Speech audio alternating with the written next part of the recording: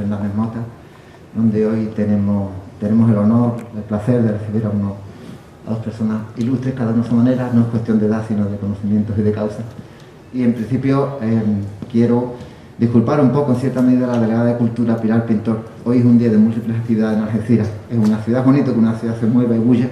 Lo que pasa es que ocurra tantas cosas a la vez, muchas veces tiene estas interioridades. Todo es bueno, todo suma siendo la cultura.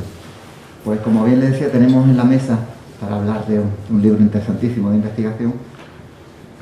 Voy a empezar por darle la bienvenida, como es lo natural y lo cortés y lo protocolario, al autor, al escritor, a Wayne Jamison, que es un periodista, escritor, está licenciado en Ciencias de la Información, tiene máster por la Universidad de Madrid, por la Complutense, en Ciencias Empresariales y Políticas, pero sobre todo es un personaje, permítame que te diga, un personaje en sí mismo, que desde muy pequeño, desde creo que 18 o 19 años, ya empezó a trabajar en el diario ABC de Madrid, a hacer una ronda de trabajos periodísticos en diferentes medios de todo el país, y está ahora mismo trabajando para el Diario Sur de Málaga, el mítico Diario Sur. En sus haberes literarios cuenta con una novela que es La sombra del Führer, todo relacionado con el mismo tema que él también conoce, y el primer trabajo, Esvásticas en el Sur, tiene dos connotaciones para mí importantísimas. La primera, que alcanzó 4 ediciones y fue premiado por la editorial Círculo Rojo por el alto contenido y el buen contenido de investigación, uno de los premios de la prestigiosa editorial Círculo Rojo.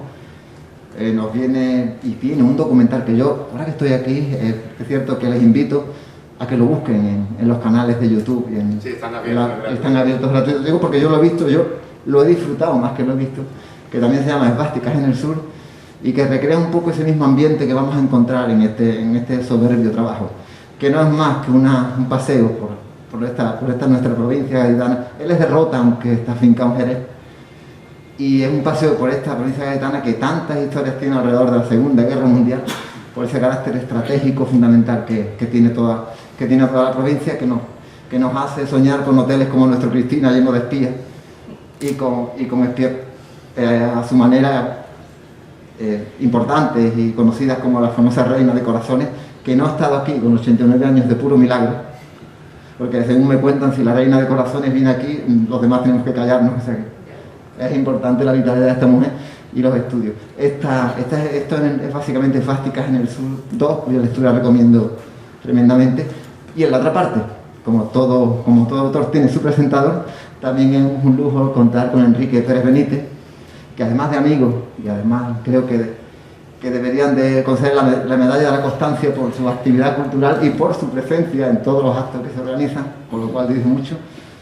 Y estamos rodeados en un lugar donde están fotografías de una Algeciras antigua, que también tiene mucho que ver con esta zona que también conoce Wayne, y es el mejor contexto para que don Enrique Pérez Benítez presente al autor. Y el libro, además, bien documentado, es un libro ameno, ilustrado y bien documentado.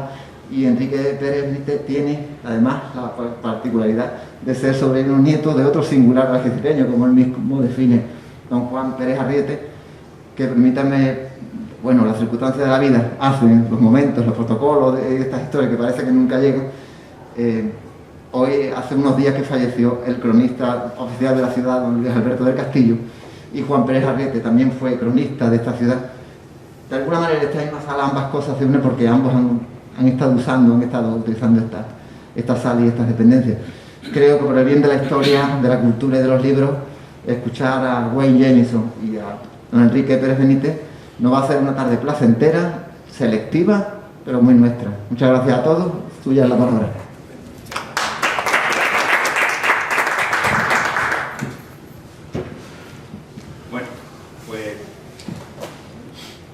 Mi ya buen amigo Wayne Jamison me formuló en nuestro último encuentro la petición de que sea yo quien le presente en este acto. Les aseguro que no solo me complace hacerlo, sino que me siento muy honrado cumpliendo con este cometido. Así que soy yo, Wayne, quien te agradece que hayas pensado en mí para presentarte. Wayne nació en Rota, pero vive en Jerez. Es periodista vocacional, licenciado en Ciencias de la Información, se ha doctorado en Ética y Deontología Profesional en la Universidad Complutense de Madrid, Tiene máster en periodismo profesional por la Universidad Complutense y máster en comunicación política y empresarial por la Universidad de Málaga.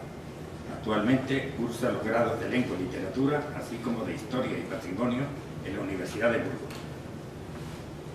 Con solo 19 años comienza a desempeñar su profesión en ABC de Madrid y más tarde en el Diario de Tarragona, la Gaceta de Salamanca y La Voz, esta perteneciente a Vocentro, que es un grupo de comunicación líder en España. Actualmente ejerce en el Diario Sur de Málaga. Ha colaborado en diferentes empresas radiofónicas y de televisión, así como también en diversas revistas.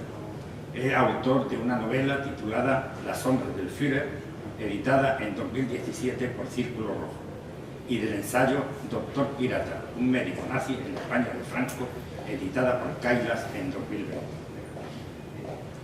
Con el primer esvástica del sur,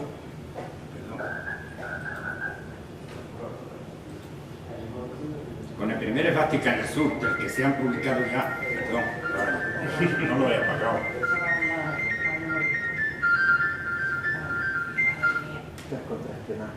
Ahí está. Estas son cosas que apagar y ya está. Con el primer esvástica en el sur, del que se han publicado ya 4 ediciones, ganó el premio Círculo Rojo 2019 al mejor libro de investigación. Ha sido director y guionista del largometraje documental titulado precisamente Esvástica en el Sur, que resultó finalista en el Festival de Cine de Zaragoza en 2019. Su primera esvástica en el sur trata sobre las andanzas de los integrantes de los bandos enfrentados en la Segunda Guerra Mundial por nuestra Andalucía y más concretamente por la provincia de Cádiz. Sobre ese primer libro que recomiendo leer, ya sea antes o después de este Esvástica en el Sur 2 que se presenta hoy, voy a extenderme brevemente señalando a 2 personajes que junto a otros no menos importantes destacan en esta historia de espías, saboteadores, víctimas y verdugos. Hablaré inicialmente sobre la llamada Reina de Corazones, de nombre real Larisa Swirsky, que comienza a introducirse en el mundo del espionaje por influencia de una amiga italiana. Larisa, rusa, hija de nobles pertenecientes o emparentados con la dinastía Romanov, tuvo que huir de Rusia tras la Revolución de 1917, prácticamente con lo opuesto. Siendo ella una mujer realmente muy agraciada, hizo algunos pinitos en el cine, pero su mayor dedicación se dirigió al mundo de la fotografía, abriendo estudio en París, por el que pasaron grandes figuras del momento como Rodolfo Valentino o Josephine Baker. Uno de los veranos que solía pasar en la Costa Azul, y más concretamente en Cannes, conoció, se enamoró y se casó, así tan rápidamente como lo cuento, con un marino español llamado Manuel Romero Hume. Apenas un año después nacería su hija Liana, en español Elena, y este señor Romero Hume, en tiempos de la Segunda Guerra Mundial, estuvo al cargo de la ayudantía de Marina de Puente Mayor. Larisa Swirsky trabajó para los servicios secretos nazis por una sola razón. Alemania, que había invadido Rusia, estaba vengando los atropellos que los rusos durante la revolución bolchevique habían cometido contra su familia, y eso la impulsó a ayudarles. Sin embargo, tras conocer las terribles acciones de los alemanes en sus campos de concentración, mejor llamados de exterminio, decidió cambiar de bando y trabajar para los aliados, convirtiéndose en agente doble, lo que le proporcionaba la inapreciable ventaja de poder traspasar a los aliados información sobre los nazis, que suponían que Larisa seguía trabajando exclusivamente para ellos. Toca el turno ahora de hablar de Rosalinda Fox, que trabajó para el Servicio de Inteligencia británico como lo hacía su propio padre. Nacida en Calcuta, vivió en la India, Portugal, Marruecos y España. Espía, pero a la vez emprendedora, durante su estancia en Portugal fundó un club nocturno donde se reunía lo más granado de la sociedad portuguesa. Finalmente decidió instalarse en Guadarranque, donde vivió en una mansión junto al río con vistas a Gibraltar y Marruecos. Allí construyó una serie de casitas que formaron un coqueto complejo hotelero que muchos años después sería parcialmente echado abajo por la instalación en aquella zona de diversas unidades de la refinería. Yo personalmente tuve una única ocasión de ver a la señora Fox, que con su Rolls Royce descapotable que conducía a su hijo, entró a nuestro garaje hispano, a suministrar gasolina para su lujoso, aunque ya antiguo vehículo. La sanroqueña Ángeles Chozas ha publicado un libro llamado Las doncellas de la espía, en la que desarrolla la interesante vida de esta gente inglesa, que también fue tratada en el libro de María Dueñas, El tiempo entre costuras, posteriormente proyectada en una serie de televisión. Ahora ya procede dedicarnos al libro Esplásticas en el Sur 2, que hoy nos trae Wayne Jemison, que comienza explicando la ubicación de la familia de Manuel Romero Hume, su esposa Larisa Swirsky y su hija Elena en la casa de la playa de Puente Mayorga, donde vivían en 1943, ya que Romero Hume, como antes referí, estaba al cargo de la ayudantía de marina de dicha barriada sanroqueña. Desde allí, la joven Elena, una niña entonces, pudo presenciar cómo se introducían en el agua, o regresaban, los hombres rana que colocaban bombas Lapa en barcos británicos surtos en Gibraltar. También vio el accidente de un avión que, despegando del aeropuerto gibraltareño, capotó cayendo al mar.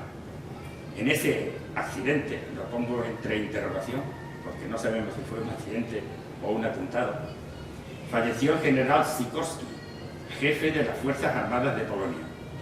La circunstancia y la trascendencia que tuvo esa muerte quedan meridianamente explicadas en el libro de Wayne.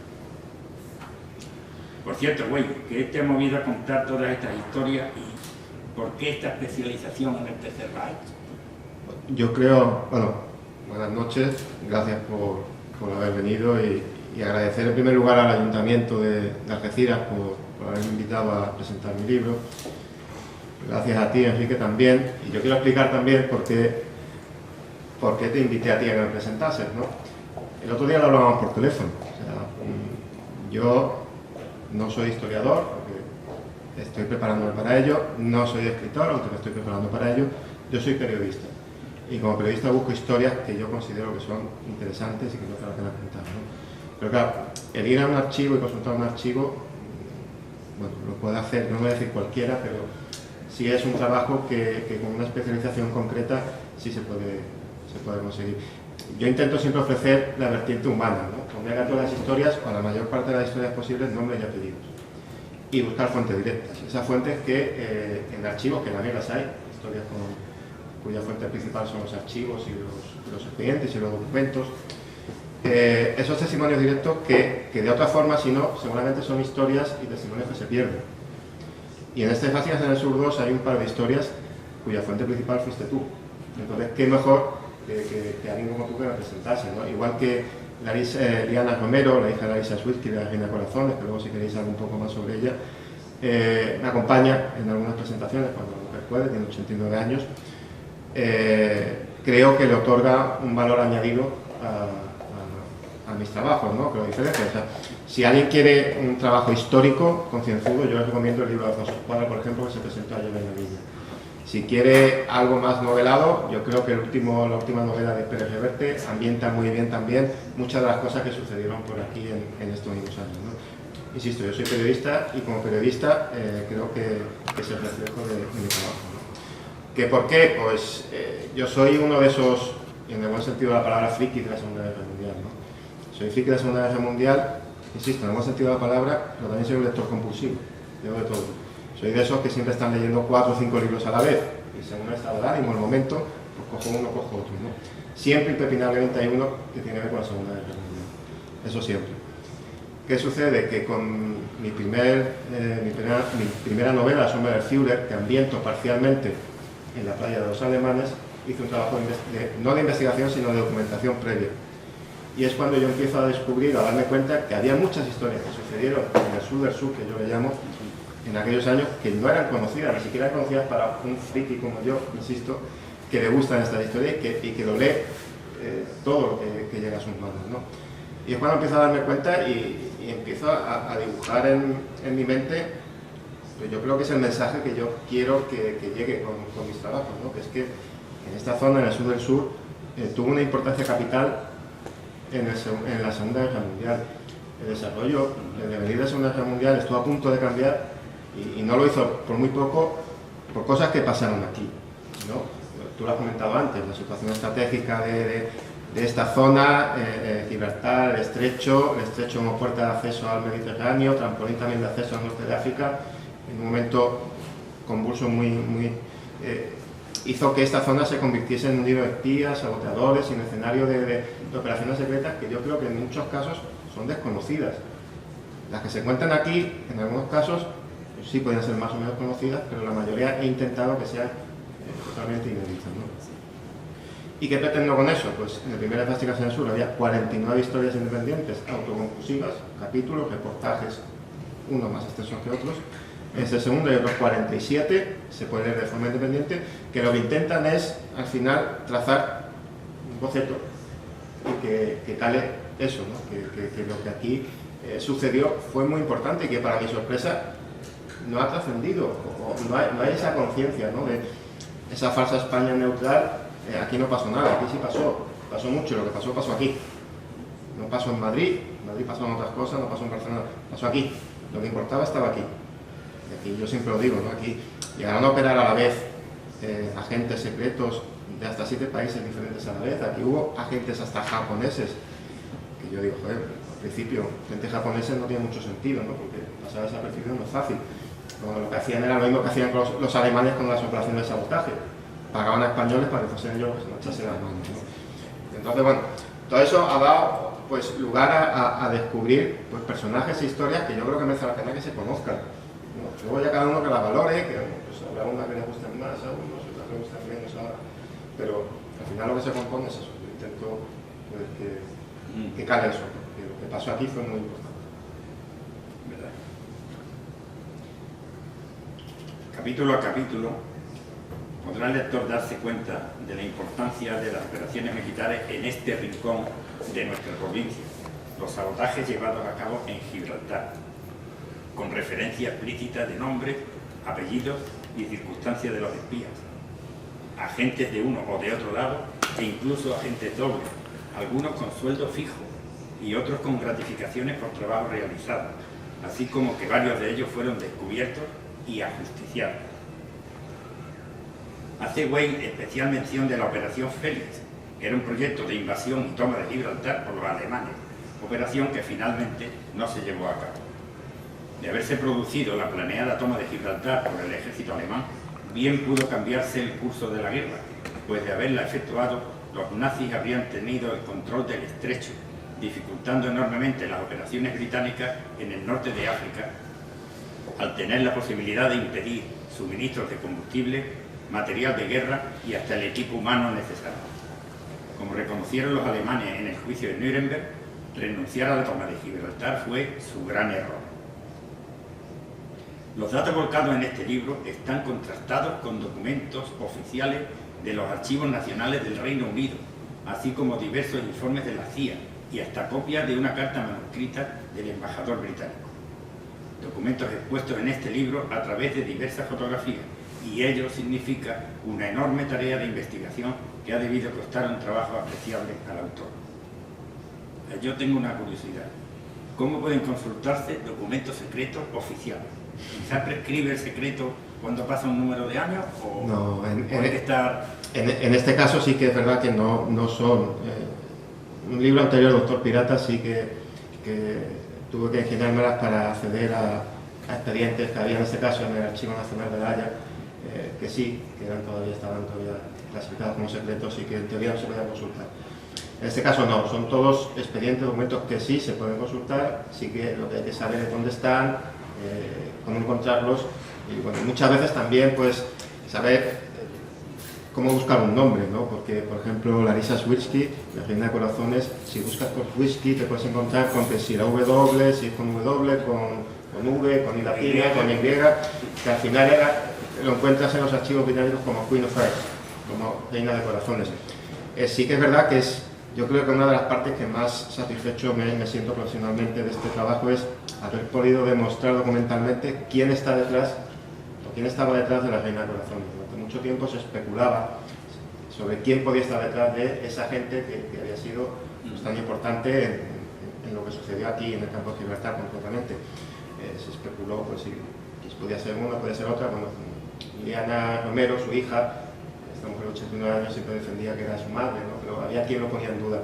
Bueno, esta argumentación de la inteligencia británica lo deja muy claro, ¿no? La Lisa Swirsky de Romero, cosa de Manuel Romero Hume, que sí hago un apunte sobre lo que has dicho antes.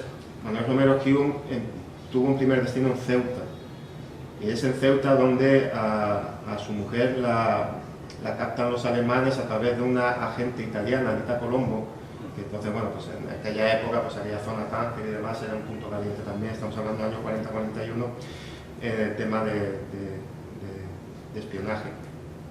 Y después a él lo destinan a la ayudantía de Marina de Puente Mayorga, que es un punto neurálgico también de la Spy Club, de la línea de los espías, y donde pues, por ahí pasaba todo el mundo que tenía que ver con estas historias, ¿no? Entonces, claro, la parte por ahí, por la casa de Manuel Romero Hume, que era la propia ayudantía de Marina, que está, ya no digo a pie de playa, es que tú abres la puerta y caes en la arena de la playa directamente, ¿no?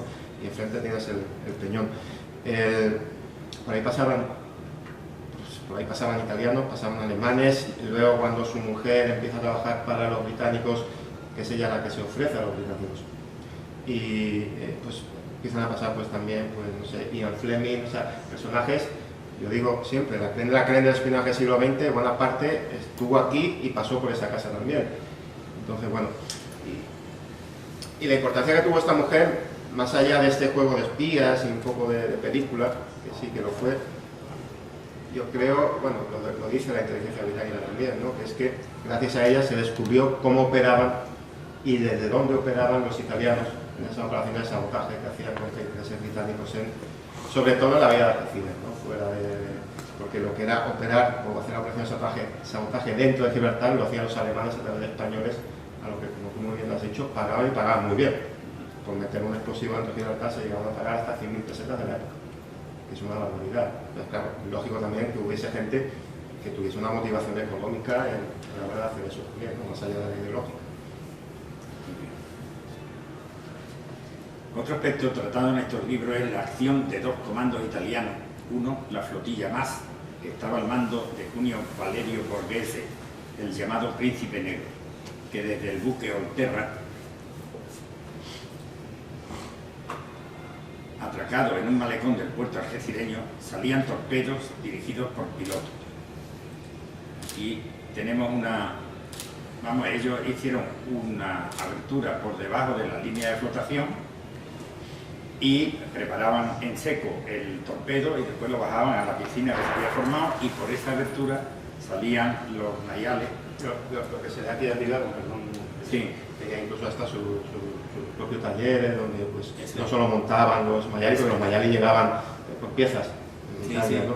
Sino que pues, se arreglaban, se disponían y se preparaban allí, ¿no? Y aquí aparece yo le digo una moto, porque la moto es el que lleva el torpedo adosado a la delantera, ¿no? Yo, como he leído el libro de Pérez Reverte, Pérez Reverte explica que el torpedo no se disparaba de lejos, sino que se amarraba al barco en cuestión, y después tenía un temporizador, ellos volvían con la moto y después explotaba el torpedo. No sé si era así o era yo. Sí, no era así. Sí. Además, fíjate, si me permites un inciso, sí. Yo creo que mucha gente no lo sabe todavía, tampoco esto, que las operaciones que llevaron aquí los Mayali, pues un torpedo de 6 metros de largo, los asientos, un volante, se montaban los italianos, uno delante y otro detrás, tienes una aquí hasta 40 metros de profundidad, unos trajes de buzo que además no emitían burbujas, para pasar desapercibidos, ¿no?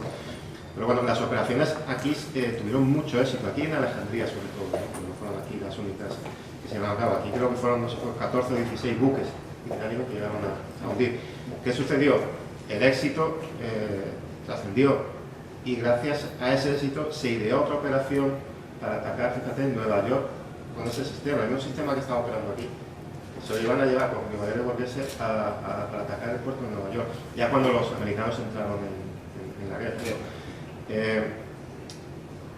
cuando digo que iban, es que estaba todo totalmente preparado, o sea, hasta incluso el submarino que iba a transportar el Mayali, con los efectivos humanos que iban a llevarlo a cabo, que ya habían llevado a cabo los entrenamientos previos y que ya había salido el submarino justo hacia el continente americano más atractivo. Pasa que lo intercepta un británico y la operación se acaba abortando por otra serie de cuestiones también, ¿no?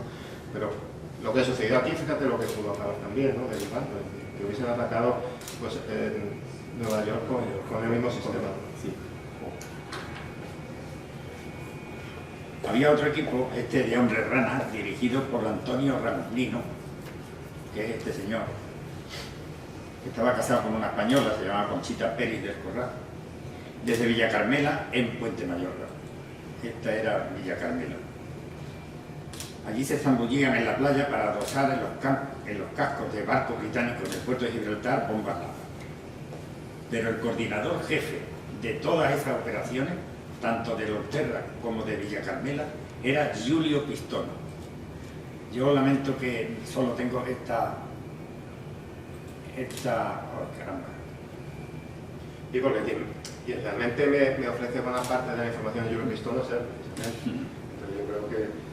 Hay una familia italiana que me ha enviado una serie de documentos y me ha enviado esta foto que es del pasaporte de Giulio Pistono, varios años antes de que Giulio Pistono estuviera aquí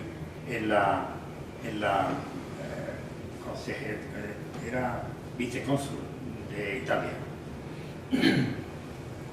Este era ingeniero naval, estaba camuflado como vicecónsul de Italia en Algeciras y fue propietario de la Huerta Grande de Pelayo, desde donde podía observar a la perfección los muelles de Gibraltar y todo el movimiento de barcos en el estrecho. Tenía en su casa de Pelayo una emisora de radio con la que se comunicaba con la Marina italiana. Cita Wayne algunos de los lugares donde se reunían espías, militares y gente de toda índole para intercambiar información. Mención especial hace de los espías hospedados en el Hotel Reina Cristina, a los que llegó a visitar el almirante Canaris, o de algunos de los empleados de este hotel que colaboraban con los italianos.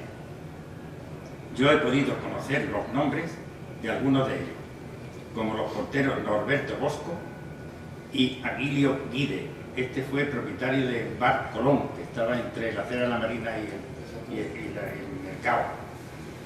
O el jefe de comedor de Cristina, Andrés Pagani, también era espía italiano. Y lo curioso es que el propietario era espía británico. ¿El propietario de Cristina? Sí, sí. ¿Mr. Lee? Sí, sí. Mr. Lee. O sea, ahí había un cacao presente. También se menciona en este libro la venta Miraflores, en la barriada sanroqueña, lugar muy conocido donde actuaban cantantes y guitarristas, pero donde también se producían reuniones de espías. En este libro aparece también mi familia y yo mismo, porque el interés y la sorpresa que despertó en un biólogo algecireño llamado Pablo Pichac, el frondoso árbol que está junto a la oficina de correos del Secano, le hizo indagar quiénes vivieron en esa zona para tratar de conocer el origen del citado árbol, un ciprés de los pantanos, que necesita mucha agua y no podría vivir y crecer tan espectacularmente en un terreno de secano. Alguien le indicó que yo era descendiente de los propietarios de uno de los chalés que allí hubo. Quiero contar un poco con detalle, como dice Paz Padilla, sin exagerar, la historia que sigue por dos razones. Una, porque el libro que hoy se presenta se menciona a una espía británica apellidada Churchill, que vivió y actuó en Algeciras durante la Segunda Guerra Mundial. La otra razón es que estamos precisamente en el lugar que ocurrieron los hechos, y a los aquí presentes supongo que les puede interesar. Vamos a ver. Percilio Winston Churchill viene a Algeciras con el equipo que construye la línea de ferrocarril Algeciras-Bobadilla. Se casa con una señora que tiene el título de excelentísima señora, Elfrida Eugenia Basadone, gibraltareña de ascendencia italiana. Tiene 3 hijos. Uno de ellos fue Lady Elfrida Churchill Basadone. Me parece que la tengo aquí, por lo menos tengo Este retrato al carboncillo a mí me lo dan como que era la Lady Elfrida Churchill Basagón. Yo no estoy seguro, pero es lo único que dispongo. Los otros dos hijos nada he sabido, aunque al menos uno era varón. Persilion Winston Churchill compra un amplio terreno conocido como Viña Añino, o Dañino, de unos 14.000 metros cuadrados. Esta es la esquina, a la derecha la Fuente Nueva, la bajada de la Fuente Nueva, y a la izquierda el secano. Ese es un triángulo porque las líneas son divergentes y cada vez se van ensanchando más el terreno. Ahí lo compra y construye en eso, le pide permiso al ayuntamiento para construir, y construye 4 villas: Villa Aída, Villa Balbina, Villaverde y Villaena.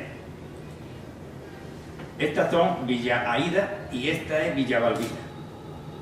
Esto es la bajada de María Auxiliadora, o sea que en esta esquina de aquí estaría el correo, la oficina de correo, y baja por la glorieta María Auxiliadora. Aquí estaría ahora la iglesia de los salesianos. Bueno, pues él construye estas 2 casas y después en el secano, en la parte del secano, entre correo y lo que fue el garaje internacional, construye otros 2 chalets. El resto del terreno, Persilion Winston Churchill lo parcela y lo vende a parcelado. Y eso hoy lo llamaríamos pelotazo urbanístico. O sea, está riquísimo, se vuelve riquísimo. Persilion Winston Churchill fallece en 1934 y está enterrado aquí, en Algeciras. Lady Elfrida Churchill hereda las 4 villas. Durante la Segunda Guerra Mundial consta que vive en Villa Aída, centro reconocido del espionaje británico en Algeciras. Tanto antes como después consta su residencia en Londres, en la calle Baker Street, o sea, donde vivía Sherlock Holmes, donde lo pone un personaje de ficción. Pablo Pichaco intentó ver la casa con una aplicación de Google, la casa de Baker Street, pero esta parecía sombreada, o sea, no se podía ver. Ya viuda, vive en Águilas, Murcia, y se casa con don Juan Prieto. A él y a ella los conocí yo cuando vinieron a vender las 4 villas, que vinieron en los años 50 más o menos. Viene a Algeciras con su esposo para vender las 4 villas que estaban alquiladas. Vende Villa Aída y Villa Balbina a don Fernando Partida Palma. Y vende Villaverde a mis abuelos paternos, Antonio Pérez Arriete y Florencia Izquierdo. El doctor Romero Abreu era el habitante de Villaena, que estaba al lado. No compra por no llegar a un acuerdo en el precio. Esta era Villaena, esta era la casa de don Manuel Romero, y aquí a la izquierda se ve que empieza otra cancela, que era la de Villaverde, que era la de mis abuelos. Ya anciana y arruinada, después de haber tenido lo que tuvo, y guardando un curioso paralelismo con Rosalinda Fox, que también murió arruinada, Lady Churchill fallece en una residencia de ancianos de Águilas. Poco antes había reconocido su anterior pertenencia al MI5 y su trabajo de espionaje en Algeciras en tiempo de la Segunda Guerra Mundial. Y ya regresamos al libro Esvásticas en el Sur 2 de Wayne Jemison para decirle como apunte final que podrán ustedes sorprenderse con las historias personales que en estos libros se cuentan sobre gente de nuestro entorno: Algeciras, La Línea, San Roque, Zahara. A destacar uno de los capítulos finales que a mí me impactó muchísimo por la terrible historia de los innumerables sufrimientos del linense Manuel Díaz Barranco, que como todas las demás historias están pormenorizadamente explicadas en los libros Esvásticas en el Sur, primero y segundo, que encarecidamente les recomiendo leer. Y ahora dejo paso al doctor. Muchas gracias. Ahora, supongo que entenderéis por qué yo busco esas fuentes primarias, ¿no? O sea, esas fuentes directas. Esto no se consigue en un archivo. O sea, los archivos son necesarios, consultar los archivos es necesario, consultar la documentación, al fin y al cabo son la prueba fehaciente de que pues, las cosas sucedieron y participaron las personas que que se nombran, ¿no? Pero estos son los testimonios que yo creo que tienen valor, ¿no? De Enrique Pérez hay otra historia en la que sale él también, en este segundo de Básicas en el Sur, quizá más anecdótica, aunque sin embargo yo creo que tiene un trasfondo también importante. Él, yo no sé si es consciente todavía o no, que tiene que ver con un Mercedes de origen también nazi, que estuvo en su taller pues bastantes años y bueno, tirando parece ser que pudo haber venido de algún jerarca nazi en algún país nórdico, ¿no? Pero bueno, es una historia curiosa y que yo lo que intento plasmar con ella, no lo digo directamente, pero creo que es evidente, es que los ecos de la Segunda Guerra Mundial también se dejaron notar aquí, una vez que esta terminó. Y no solo por la fuga de jerarcas nazis, que o bien se quedaron en España, unos pocos, que tampoco fueron tantos como la gente cree, pero sí fue zona de tránsito seguro esta, hacia destinos más lejanos, que sobre todo Sudamérica, año 45, 46, 47, e incluso finales del 44. Y en ese tránsito, pues no solo iban personas con pasado nazi, una vinculación nazi, en este caso, sino también iban propiedades, obras de arte, oro, diamantes y vehículos como este, ¿no? Es por eso por el que yo, por eso y porque en el primer de Básicas en el Sur yo hablaba de la historia también de un Mercedes, que luego resulta que no fue un Mercedes, sino fue un escarabajo, en este caso pudo haber pertenecido al fotógrafo oficial de Hitler, a Hoffmann, y que pues terminó sus días primero en Lebrige y luego en Jerez, ¿no? Y bueno, tirando de esa historia cuando yo llego a la de él, a la de su coche, y es por lo que yo creí conveniente pues incluirla en este segundo de Básicas en el Sur, ¿no? Al fin y al cabo son todo pequeñas historias, unas más importantes que otras, más anecdóticas si queréis, pero que componen lo que yo decía al principio, ¿no? Intentó, por ejemplo, en todo este juego de agentes dobles que hemos hablado, esos españoles, por ejemplo, que trabajaron para los alemanes en esa operación de sabotaje dentro de Gibraltar, pues aquí se ofrecen, yo supongo que a muchos, a lo mejor cuando lean, si lo leen, los nombres y apellidos pues les sonarán, a lo mejor pues se ofrecen los nombres y las identidades de la mayoría de ellos. Hasta ahora se conocían en la mayoría de los casos lo que eran los nombres, los apodos, los nombres que aparecían. Bueno, aquí se ofrecen los nombres completos en muchos casos y también dónde se reunían, cómo operaban, cómo trabajaban, lo que cobraban, lo que no cobraban un sueldo fijo, evidentemente, cobraban por operación y era un dinero que se tenía que repartir entre todos los que participaban en esa operación, incluso el intermediario, porque jugaban con intermediarios.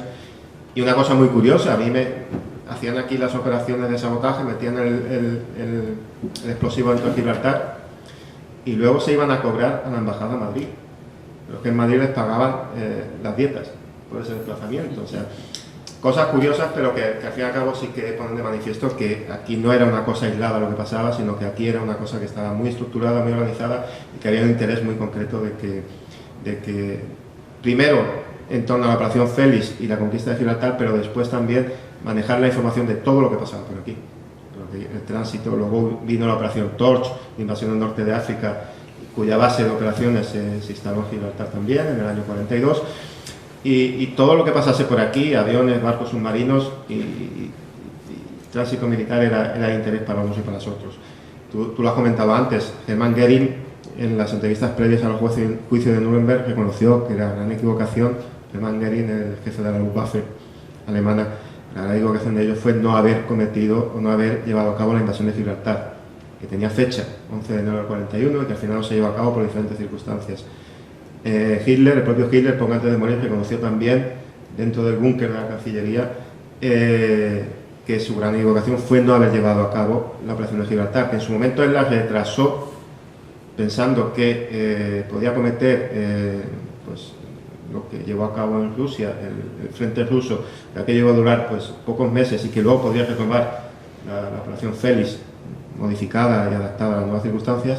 Pero bueno, al final lo que pasó en Rusia se acabó dilatando y exactamente, entonces al final no llevaron a cabo, ¿no? Himmler también decía esto, incluso los británicos, o sea, aquí hay documentos que se exponen en que la inteligencia británica, había informes en los que asumían que en caso de que los alemanes hubiesen llevado a cabo la invasión de Gibraltar, ellos no tenían nada que hacer, la daban por perdida. Sí que, pese a ello, idearon una serie de operaciones para intentar hacerle frente en caso de que los alemanes cruzasen los Pirineos para venir aquí. Por ejemplo, una de las más llamativas, a mí me sorprendió, los aliados tenían prevista la ocupación de numerosas ciudades, sobre todo en Andalucía, aquí en la provincia de Cádiz, San Fernando, Jerez, Cádiz y La Línea, en caso de que los alemanes cruzasen los Pirineos. ¿Para qué? Pues a lo largo de toda Andalucía quedaron una especie de muros de contención para intentar dificultar ese avance hasta aquí. Incluso esos mapas también están reproducidos aquí, los de las 4 ciudades de la provincia de Cádiz, en el que vienen determinados los sitios estratégicos que tenían que ocupar en cada una de esas ciudades.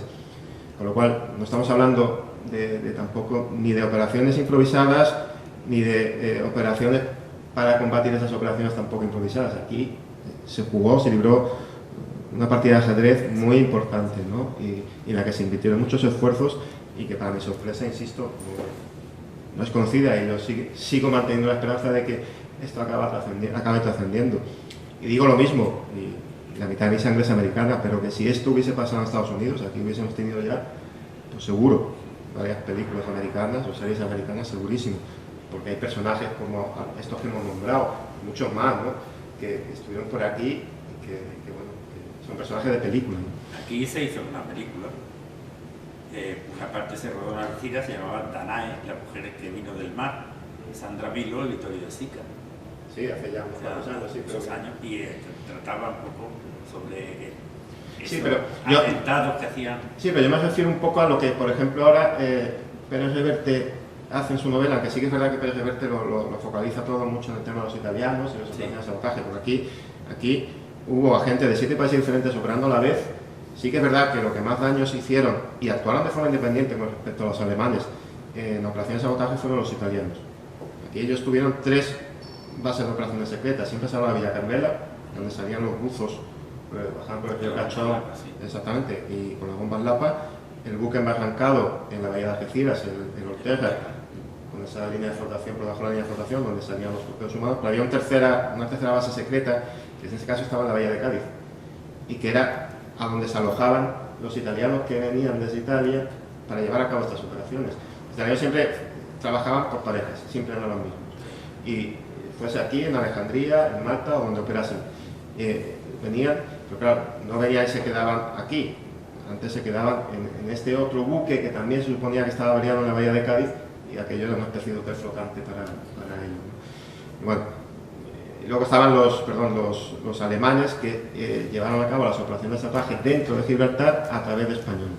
Españoles que, curiosamente, muchos de ellos acabaron siendo agentes dobles, igual que los Peña Corazones. Muchos de ellos, incluso los británicos les ayudaban a simular, incluso si era necesario, mediante explosiones contenidas, que esas operaciones de sabotaje se acababan llevando a cabo, para que los alemanes creyesen que habían conseguido su objetivo, y no era así.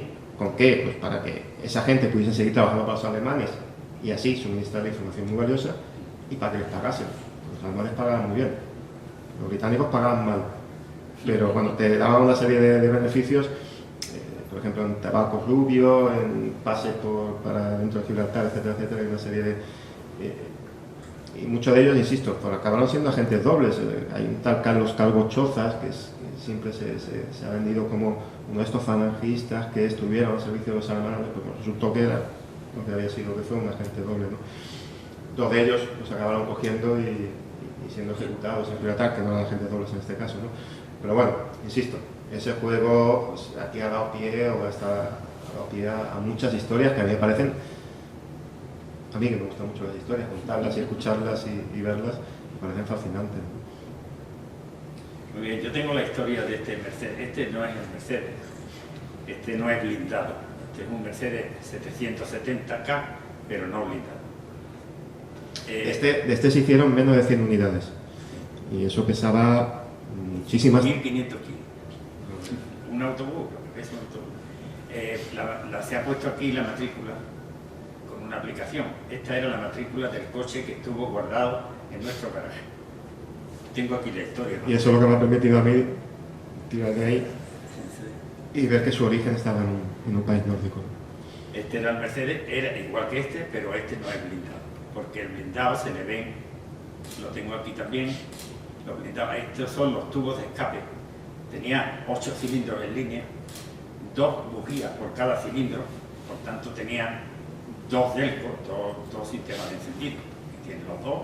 Las 2 bujías tenían que soltar la chispa al unísono y que estaban perfectamente sincronizados. 8 cilindros en línea, como esta mesa casi. Tengo aquí la historia. Se depositó en el garaje hispano el día 23 de enero de 1956, averiado por fallo en la Junta de Culata, que hubo que construir en Talleres Rotini de Sevilla, porque eso, al quitar la Junta de Culata, la vieja se mandó a Sevilla para que la construyera. ¿Me permite que haga una contextualización histórica? Estamos hablando ya de bastantes años después de la Segunda Guerra Mundial, y sí que es verdad que aquí había muchos que venían y hacían luego... venían aquí para hacer el viaje al norte de África, y lo que hacían, si no me equivoco, en vuestro taller era dejar los vehículos con una especie de depósito, de garaje exactamente, y a la vuelta de ese viaje al norte de África pues los recogían. Y este cliente se supone que hizo eso, ¿no? Dejar el coche ahí, con tan mala suerte o no, que cuando está en el norte de África muere. Y pasa lo que pasa. El propietario se llamaba Dag Jensen Kalversman y fallece. Y a partir de ahí le representa Frederic Platon. Se negocia a través de la mediación del Real Automóvil Club de España, porque el coche se queda allí, no se nos paga la estancia, no se paga la reparación, y entonces pues queremos cobrar. Mi abuelo quería cobrar, mi padre quería cobrar. Una vez cumplido el periodo de importación temporal, el coche es precintado por la aduana. Durante las negociaciones se propone a Garaje Hispano, desde Noruega, que ponga el coche en venta, pero nadie se atrevió a comprarlo. A duras penas se consigue que se envíe efectivo para ir abonando parte de la prolongada estancia del coche, que ocupa un voluminoso espacio en el garaje. Hubo un pago parcial el día 5 de septiembre de 1957. Ya llevaba un año el coche, año y medio. Se efectúa reclamación de deuda a través del RACE el 27 de agosto del 62. Se recibe un talón de 30.000 pesetas el día 6 de junio de 1966.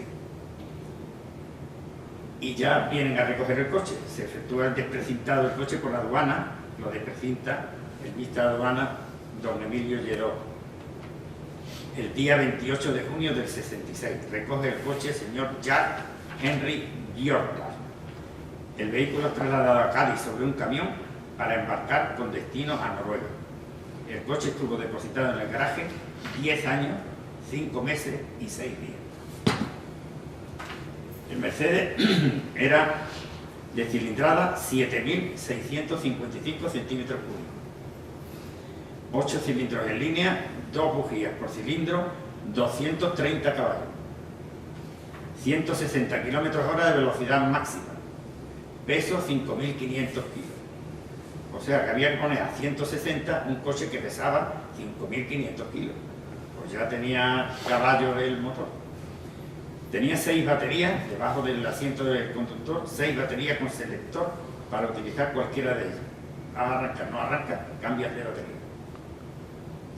El fondo de hierro, la chapa de abajo, tenía 16 milímetros de grosor, antimina. Puertas blindadas de al menos 12 centímetros, medida. Cristales blindados de al menos 6 centímetros. También entre el conductor y el asiento trasero, además de las ventanas exteriores. A Noruega fueron 3 de estos vehículos. Uno para el general Nikolaus von Falkenhorst en 1941, ejecutor de la operación para la ocupación de Dinamarca y Noruega. Tras la guerra fue utilizado por el rey Haakon VII. Otro para Joseph Terboven, militar alemán durante la ocupación nazi. Estuvo en Noruega durante la ocupación nazi. Otro para Vidkun Quisling, político noruego colaboracionista nazi. 2 de ellos fueron adquiridos en subasta por estadounidenses y llevados a Norteamérica. Otro consta que fue desguazado, muy posiblemente el que estuvo en nuestro garaje, porque después de 10 años de abandono estaba en deplorable situación. Así que el desguazado muy bien podría haber sido este que estuvo aquí con nosotros. Ya está, no tengo más. Pues yo creo que más o menos, porque contar todas las historias no se puede, evidentemente, más o menos podéis hacer una idea de esto. Insisto, son capítulos cortos, se leen como reportajes y son autoconclusivos, con lo cual quien se anime, pues pues eso. Y a mí sí me gustaría lanzar un último alegato, sé que es complicado, pero es defender, yo creo que un patrimonio que tenéis aquí, que creo que es muy importante y que incluso puede derivar en pues, beneficios no solo turísticos, económicos, sociales, culturales, educativos, que es todo esto, todas estas historias. La Segunda Guerra Mundial también se libró aquí, y se libró de una forma, insisto, muy importante. Y realmente todos esos escenarios, todo eso sucedió básicamente aquí. En Madrid, pues lo que había eran los grandes políticos, pero lo que importaba era lo que pasaba aquí. Y yo creo que eso, pues no estaría de más. Alguna cosa se está haciendo con pues, el tema de los fortines, visitas guiadas, cosas, pero yo creo que una puesta en valor de esto vendría muy bien. Insisto, si esto pasa en Estados Unidos, tendríamos películas. Si pasase en Italia, seguro que ya tendría 40 museos hechos sobre... Porque además hay material, hay mucho material. Hay muchas historias que son muy atractivas y que al fin y al cabo también nos cuenta una parte muy reciente de nuestra historia y que al fin y al cabo transformó el mundo de tal forma que es lo que conocemos hoy en día. O sea, lo que pasó en la Segunda Guerra Mundial condicionó todo lo que vino después y somos lo que somos hoy en día gracias o por culpa de lo que pasó ahí, ¿no? Ya no entro en cuestiones de aquello de que la historia debe servir para no repetir equivocaciones, que también, pero yo creo que aquí hay un potencial que sí que podría estar, que sería conveniente pues explotar pues, por los beneficios económicos, turísticos, sociales, educativos, históricos, toda esta índole. Y si alguno tiene alguna pregunta o quiere comentar algo, a vuestra disposición. Quería preguntarte, ¿están los archivos alemanes, ingleses, italianos suficientemente explotados como todavía hay información? No, hay mucha más información. Lo que sucede con los alemanes sobre todo es que los alemanes lo que hicieron, entre otras muchas cosas, fue destruir buena parte, toda la documentación que pudieron cuando ya veían que estaba... Porque además la derrota alemana en la Segunda Guerra Mundial no fue una derrota que sucedió un día a otro, se había venido ya desde hace meses antes, ¿no? Entonces ellos ya se encargaron de destruir pues la documentación más comprometida y más que les pudiese perjudicar, ¿no? La británica, sí hay bastante documentación ya abierta, yo creo que una gran mayoría. Lo que sucede es que yo creo que no está toda consultada. Es difícil muchas veces porque encuentras cosas no por los nombres a lo mejor de la persona que busca, sino por apodos. O buscas información, pues no sé, por ejemplo, un ejemplo de la Agenda de Corazones en un informe que te habla de Eleuterio Sánchez Rubio, no en un informe que busques. Entonces sí que requiere un trabajo de paciencia, de lectura y demás, que bueno, que sí que hay, somos unos cuantos los que nos dedicamos a ello, pero que seguro que hay muchas cosas por descubrir. Me ha sorprendido también, y eso a los que os guste, si a alguno os gusta, yo os invito a que lo hagáis, la página de la CIA. Para mi sorpresa es una página abierta. Entonces toda la documentación que va desclasificando la CIA, entonces no existía la CIA en estos años, pero sí era lo que era el germen de la CIA, sí ha operado estos años, y toda esa documentación la guardan allí. Es de acceso público. Sí que es verdad que los americanos yo creo que son muy listos para estas cosas, o somos muy listos para estas cosas, porque sí que la labor de búsqueda es complicada, porque están guardados por una numeración que normalmente es una numeración muy larga. Entonces es un poco un trabajo de como buscar una aguja en un pajar que tienes que... Pero bueno, ya más o menos cuando tienes un poco de experiencia ya sabes más o menos por qué harías buscar, ¿no? Pero página cia.gov de government, y ahí ya tienes, hay un apartado que son archivos históricos y toda la documentación de la CIA se va. Y hay bastante de esta zona, también. Sí que es verdad que los americanos entraron a la Segunda Guerra Mundial más tarde, con lo cual... pero por ejemplo, es curioso, pero los mapas, esos mapas de los planes de invasión que tenían los aliados de esas ciudades andaluzas, de la línea, de San Fernando, lo que he contado antes, esos mapas que se reproducen aquí, están en la Universidad de Austin, en Texas.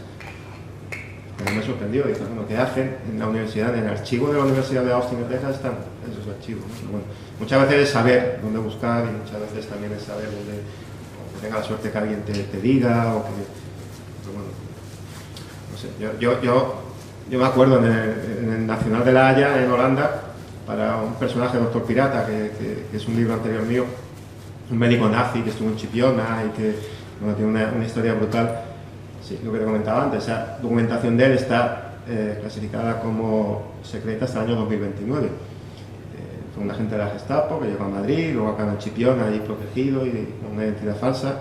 Y bueno, tiene una historia brutal a sus espaldas, ¿no? Pero, y cuando yo voy al archivo de Haya, después de conseguir después de un trabajo arduo para convencerles que me dejan consultar aquella, yo llego, me dan una fecha para 3 días concretos, un mes de enero, hace 3 años creo que fue.